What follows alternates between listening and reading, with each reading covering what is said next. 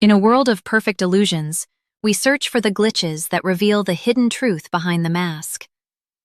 Witness the raw, unfiltered moments where reality breaks and the real story begins to emerge. Subscribe today and help us uncover the secrets within the digital shadows. The first thing you need to understand about me is that I read contracts the way most people read text messages.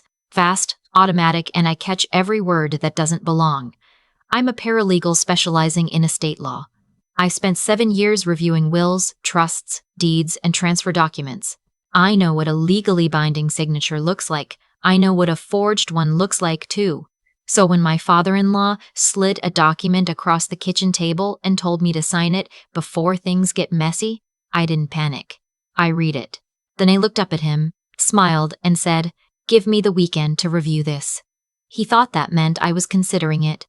I was already 3 steps ahead. My husband passed away 14 months before that kitchen table moment. Arterial dissection, the kind that strikes without warning, the kind that takes a perfectly healthy 34-year-old man in the middle of a Tuesday morning. He was making coffee. He was gone before the ambulance arrived. His name was Robert. We had been married 6 years. We had a house, a dog named Pepper, and plans to start a family the following spring. What I didn't fully understand until after the funeral was that Robert also had a trust. His grandfather had set it up when Robert was 12, a family trust that held a commercial property in Ohio valued at approximately $1.2 million. Robert had never talked about it much. He said his family treated it like a loaded gun. Everyone knew it was there. Nobody wanted to be the one holding it when it went off. When Robert died, the trust transferred to his surviving spouse. To me. His family found out at the estate attorney's office 3 weeks after the funeral. I remember the moment clearly, his mother's face going very still, his father's jaw tightening, his younger brother, who I'll call my brother-in-law, pulling out his phone under the table like he was texting someone. They were texting each other. I figured that out later. His mother said there must be some mistake. The attorney said there was no mistake. The drive home was the last time any of them spoke to me kindly. I want to be honest about something. I did not handle the grief well at first. I don't think anyone does. I took 3 weeks off work, barely ate, let the laundry pile up until Pepper was sleeping on it like a nest. My mother flew in from Oregon and stayed for 2 weeks. She was the one who made sure I showered. She was the one who sat with me at 2 in the morning when I couldn't stop replaying the last conversation I'd had with Robert, which was about whether we needed a new shower curtain. We did need a new shower curtain. I never bought one. It felt wrong to replace anything.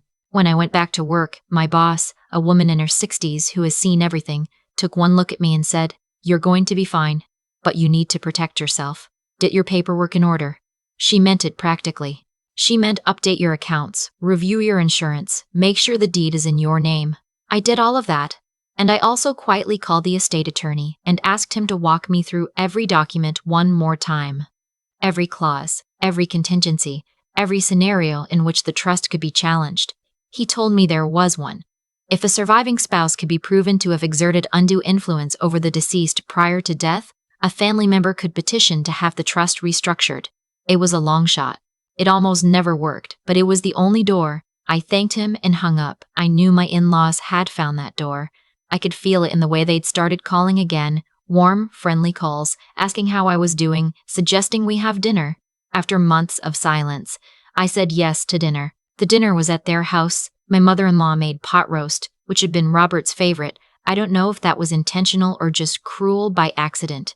I ate it and said it was delicious and watched the 3 of them exchange glances across the table. After dessert, my father-in-law said he wanted to talk about the future. He said the property in Ohio was a family asset. He said Robert would have wanted it to stay in the family. He said he wasn't trying to take anything from me, he just wanted to make sure things were handled properly. My brother-in-law nodded along like a bobblehead. My mother-in-law reached across the table and put her hand on mine and said, "You're still family, sweetheart. We just want to do right by Robert." I thought about the 3 weeks they didn't call after the funeral. I thought about how Robert used to go quiet when his father called. I thought about the way he'd once said very carefully, "My family loves money more than they love each other." I kept my face soft and said, "I completely understand. Let me think about the best way to move forward." His father smiled like he'd already won. Here's what they didn't know. 2 months after Robert died, I found a letter in his desk drawer. It was handwritten, undated, in Robert's handwriting, which I would know anywhere because he had the worst handwriting of any adult I'd ever met. All sharp angles and cramped letters. The letter was addressed to me. He wrote that he'd been thinking about the trust. He wrote that he knew his family would come for it if something happened to him. He wrote that he'd already spoken to the estate attorney and updated the language to make the transfer ironclad, but that he was worried they'd find a way to pressure me into signing something. He wrote, "If they ever put a document in front of you, read it 3 times, then call Gerald." Gerald was the estate attorney. He wrote, "Don't let them make you feel guilty for what's yours. The trust is yours because I wanted it to be yours, not because of law, because of you." I read that letter approximately 40 times in the months after. I had it memorized. I kept it in my work bag, folded inside a client folder because I needed it close. When I left their house that evening, I called Gerald from my car before I even started the engine. I told him I thought it was starting. He said, "I've been expecting this call. Come in Monday. We're going to get ahead of it." Gerald is 71 years old and looks like someone's favorite grandfather, which I think is why opposing counsel always underestimates him. He's been practicing estate law for 43 years. He's seen every variation of family greed that exists. He laid out what he believed my in-laws were planning, a petition for undue influence, combined with pressure to get me to voluntarily sign over interest in the trust. Two-pronged. The petition would give them legal standing while they worked on me personally. He said the petition would almost certainly fail. The documentation was airtight, but it would take time and money, and they were probably counting on me not having the stomach for a prolonged fight. Then he said something I've thought about many times since. The cleanest way to end this quickly is to let them believe the petition is working. Let them think you're scared. Let them come to you with the paperwork, and then we make sure that paperwork is the thing that ends them. I asked him what he meant. He said, "If they ask you to sign a voluntary transfer and we can show they used coercion or misrepresentation to obtain that signature or attempted to, that's not just grounds to void the document, that's fraud. That changes the conversation entirely." I sat with that for a moment. "So, you want me to let them think they're winning? I want you to give them enough rope," he said, "to hang themselves with." The document my father-in-law slid across the table 3 weeks later was a voluntary relinquishment of trust interest. Standard looking on the surface, but buried in Clause 7 was language that would have also waived my rights to contest any future claims on Robert's personal estate, which included the house we had lived in together, which was not part of the trust. They weren't just asking for the property in Ohio, they were asking for the house too. I read the whole thing while sitting at their kitchen table, taking my time, asking my father-in-law to refresh my coffee, acting like I was simply being thorough. His face was perfectly pleasant. My mother-in-law hummed something in the kitchen. My brother-in-law sat across from me and smiled and said, "It's really pretty straightforward." When I looked up, I said, "I just want to make sure I understand Clause 7. My father-in-law said, "That's just standard protective language. Our attorney added it." I said, "Of course. I just want the weekend to look it over." He said, "Absolutely, take your time." His eye twitched, just once, a tiny movement, the kind you only notice when you're watching for it. I thanked them for dinner. They hadn't fed me dinner. I just said it and drove home. I sent Gerald a photo of the document before I'd made it 3 blocks. Gerald called me at 7 the next morning. He said, "This is better than I expected." He explained that the Clause 7 language constituted misrepresentation. They had told me it was protective language. It was the opposite. It was a waiver. And they had obtained it, or attempted to obtain it, under false pretenses. He said he wanted to bring in a colleague of his, a woman who specialized in elder financial abuse and fraud. He said the pattern of behavior, the pressure, the document, the misrepresentation of terms, was consistent with financial elder abuse statutes, which in our state also apply to surviving spouses. I said, "What do we do?" He said, "You're going to go back to them. You're going to tell them you have a few small questions about the document. Nothing major, you just want to clarify a couple of things before you sign. You're going to ask them to walk you through Clause 7, on the record." I asked how we get it on the record. He told me, "I want to be clear about something. I didn't feel powerful during any of this.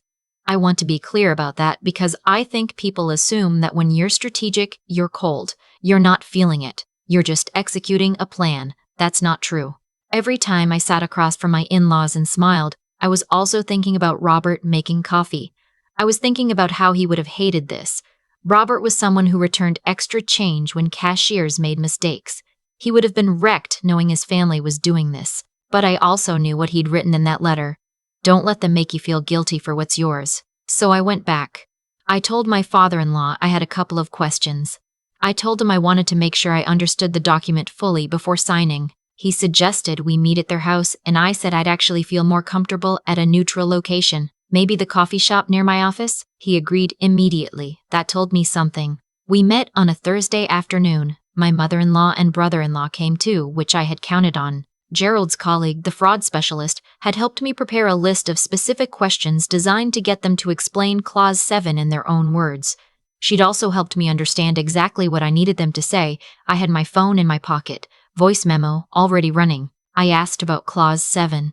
My father-in-law said it was just standard language protecting both parties. My mother-in-law said their attorney had explained it was routine. My brother-in-law said, and I will never forget this, it basically just means you're agreeing not to go after us for anything else later. It protects you too. It protects you too. I wrote that down on the notepad I'd brought. Slowly. Let them see me write it. Then I said, so you're confirming that Clause 7 protects my interests as well? All three of them said yes. I clicked my pen closed and said, I'll have an answer for you very soon. Gerald filed a response 4 days later. The filing included a formal objection to the petition for undue influence, with documentation going back to Robert's original estate planning, showing that the trust transfer had been his explicit, documented intention, updated 18 months before his death. It also included a formal complaint to the State Bar Association regarding the misrepresentation of Clause 7. Their attorney, it turned out, had drafted the document. That complaint put his license under review, and it included a memo prepared by Gerald's colleague detailing the documented pattern of pressure, false representation, and attempted financial coercion, and recommending the matter be referred to the State Attorney General's office for review under financial fraud statutes. Gerald called me after it was filed and said, now we wait. We didn't wait long. My father-in-law called me the next morning.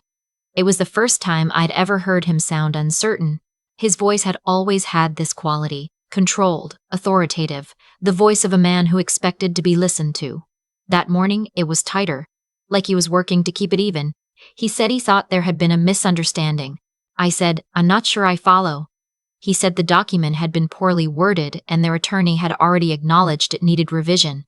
I said, that's interesting, because when I asked you all directly about Clause 7, you confirmed it was designed to protect my interests. Silence. He said, we should sit down and talk about this as a family. I said, I've referred the matter to my attorney. You're welcome to have your attorney contact him directly. Another silence. Longer. He said, you're really going to do this. And here's the thing I want to remember forever, the thing I rehearsed and then said out loud and meant completely. Robert wanted me to protect what he left me. I'm doing what he asked. I hung up. Their attorney withdrew from the case 11 days later. The petition for undue influence was dismissed 4 weeks after that. The documentation was, as Gerald had said, airtight. The Attorney General's office opened a preliminary review. I don't know where that stands now. Gerald says these things move slowly. What I know is this: the property in Ohio is still in the trust. The trust is still mine. The house still has the shower curtain I finally bought. A deep green one, Robert's favorite color. Pepper sleeps under the kitchen table where the morning light hits the floor around 9 a.m. I kept the letter from Robert's desk in my work bag for 8 more months after everything was resolved. Then one evening, I took it out, read it one more time, and put it in the box where I keep things I want to hold on to. I still work in estate law. I still read contracts the way most people read text messages. And when a client comes to me, usually a woman, usually someone who has just lost someone, usually someone with a piece of paper in her hand that someone else is pressuring her to sign, I look at her and I say the same thing my boss said to me: you're going to be fine, but we need to get your paperwork in order. Then I start reading. The last time I saw my in-laws was at a gas station about 6 months ago, entirely by accident. My father-in-law was at the pump next to mine. He saw me. I saw him. He looked away first. I filled my tank, got in my car, and drove home to Pepper and the green shower curtain and the quiet house that Robert wanted me to have. Some bridges you don't burn. You just stop crossing them, and eventually you forget they were ever there. People ask me sometimes, not often, but sometimes, whether I feel bad about how it ended for them. Whether I wish things had gone differently. I always have to sit with that question for a second before I answer, because the honest answer is complicated. I don't feel bad, but I also didn't feel good.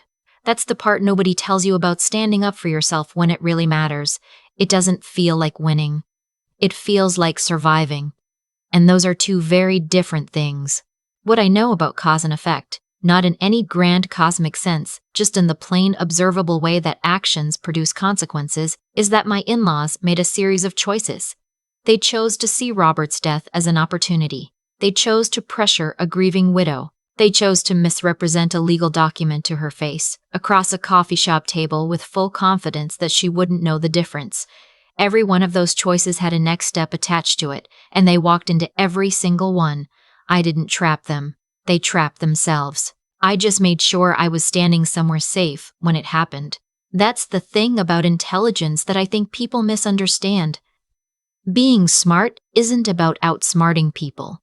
It's about being honest with yourself about what's actually happening, even when the truth is painful, even when you'd rather believe the people sitting across from you have good intentions. I could have told myself my father-in-law was just confused about the document. I could have signed it and told myself I was keeping the peace. That's not naivety, that's a choice, and it's a choice that would have cost me everything Robert worked to leave me. Robert knew his family. He left me a letter because he knew. And reading that letter, really reading it, letting it land, was one of the hardest things I've ever done, because it meant accepting that the people who raised the man I loved were not good people. That's a grief inside a grief. There's no clean way through it. But here's what I've learned about resilience. And I mean this without any drama. It's not about being strong. It's about being willing to keep going when you're not strong. I was not strong the morning I filed that recording away. I was terrified. My hands were shaking when I drove home from that coffee shop. I called my mother that night and cried for an hour. None of that means it was the wrong thing to do. Integrity is the same. It's not about being righteous. It's about doing the right thing when it's genuinely hard, when the easier path is right there, when someone is offering you a version of peace that only costs you everything you were supposed to protect. Robert asked me to protect what he left me. That was the whole thing. That was the whole reason. I still have the letter. I still have the house. Pepper is getting older now. She sleeps more, moves slower, finds her patch of morning light and stays in it. I watch her sometimes and think about how Robert picked her out, how he carried her home in his jacket because she was so small. You hold on to what's real, you do the work to keep it, and you stop crossing bridges that were never built to hold you.